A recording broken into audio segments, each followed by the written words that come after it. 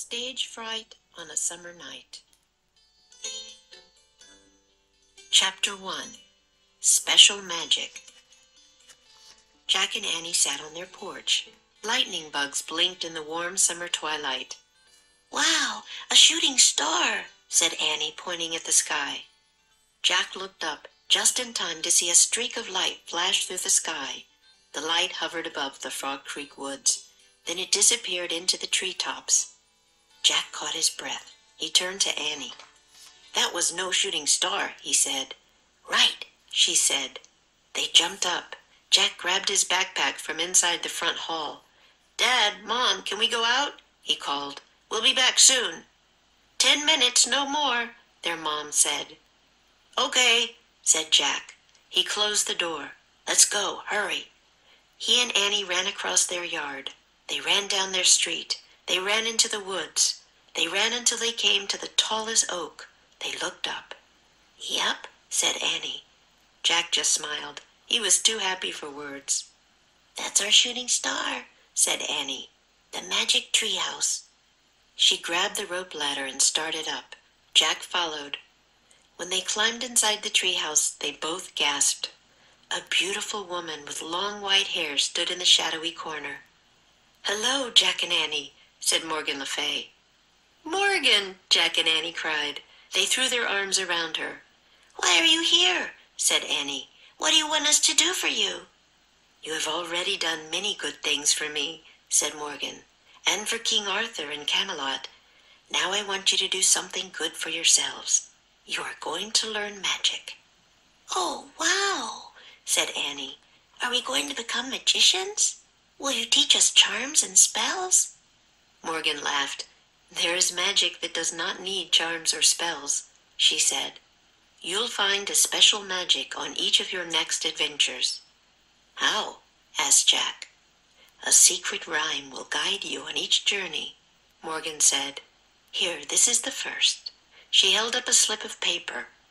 Annie took the paper from Morgan and read the rhyme aloud. "To find a special magic, you must step into the light, and without wand, spell, or charm, turn daytime into night." "Turn daytime into night," said Jack. "How can we do that?" Morgan smiled.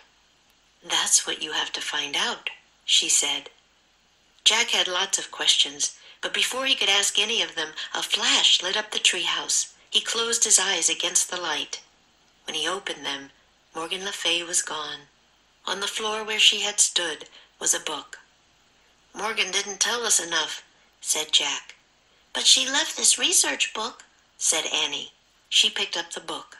"And it'll tell us the first place to go." She held the book up to the gray light at the window. The cover showed a busy river with boats and a bridge. The title was Merry Old England. "What's O-L-D-E mean?" asked Annie. "I think that's the old way of spelling old," said Jack. "You say it the same." "So we're going to merry old England to find magic?" said Annie. "That sounds fun. Ready?" "I guess," said Jack. He still wished they'd gotten more information from Morgan, but he pointed at the cover of their research book. "I wish we could go there," he said. The wind started to blow. The treehouse started to spin. The wind blew harder and harder. Then everything was still, absolutely still. Chapter 2. London Bridge. Warm daylight flooded into the treehouse. Jack opened his eyes. Annie was wearing a long dress with an apron. Jack was wearing a shirt with puffy sleeves, knee-length pants, and tights. Their shoes were leather slippers. Jack's backpack was now a leather bag. "These clothes are weird," said Jack. His voice was nearly drowned out by the sound of thundering wagon wheels coming from below. "What's going on?" said Annie. She and Jack looked out. The treehouse had landed in a patch of trees near a wide brown river. Wagons, carts, and people were heading toward the river. Ferry boats, sailing ships, and white swans glided across the water. "Wow, it's so busy," said Annie. Jack opened their research book and read. In 1600, over 100,000 people lived in London, England. At that time, England was ruled by Queen Elizabeth I. She was much loved by her people. A queen? Cool, said Annie. Jack took out his notebook and wrote, London, 1600, Queen Elizabeth I. I've never seen a bridge like that, said Annie, looking to the left. Jack looked with her. A giant stone bridge crossed the river. The bridge looked like a small town. It was crowded with houses, shops, and even a church. Jack found a picture of the bridge in their research book. He read aloud. At the heart of London was London Bridge. The bridge crossed the Thames River. At different times in history, the bridge fell down, but it was always built again. Oh, wow, said Annie. That must be where the song comes from. She sang, London Bridge is falling down, falling down. While Annie sang, Jack took out his notebook and wrote, London Bridge crosses Thames River, crowded with stores and houses. Let's go look for the magic, said Annie. She read Morgan's note again. To find a special magic, you must step into the light, and without wand, spell, or charm, turn daytime into night. Jack squinted up at the sky. It was very blue, without even a cloud. It's just not possible, he said, shaking his head. But he threw the research book and his notebook into his leather bag. Then he followed Annie down the rope ladder. When they reached the ground, they started walking toward the river. P.U., Annie said, holding her nose. The river smelled terrible. No one else seemed to mind the smell, though. People were cheerfully piling into ferry boats or heading for the bridge. They all seemed happy, as if they were going someplace fun. A group of ragged boys brushed past Jack and Annie. They were about 12 or 13 years old. They were laughing and out of breath. Hurry, we'll be late, one shouted. The boys ran toward the stone gateway leading onto the bridge. Late for what? Said Annie. What's on the other side of that bridge? Why are they in such a hurry to get there? I don't know, said Jack. He pulled out their research book. I'll see what the book says. No, let's just go or we'll be late, said Annie. She took off running. Okay, said Jack.